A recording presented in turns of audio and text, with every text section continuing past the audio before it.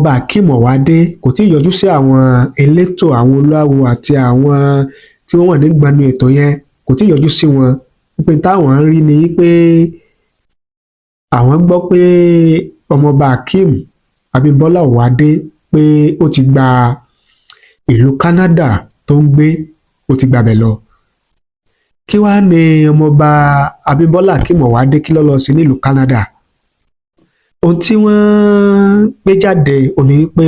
ó ṣeéṣe kó jẹ́ pé ó lọ yanjú àwọn iṣẹ́ tó ń ṣe, ó lọ ṣe àwọn ètò bí yóò ṣe hand over àwọn tó jẹ́ ojúṣe rẹ̀ ní àwọn iléeṣẹ́ tó ti ń ṣiṣẹ́, yóò ṣe hand over rẹ̀ fáwọn ẹlòmíín tí yóò sì ṣe ètò bí wọ́n sì máa bá mójútó àwọn iléeṣẹ́ rẹ̀, kó tí kó jẹ́ pé lọ́lọ́ ṣe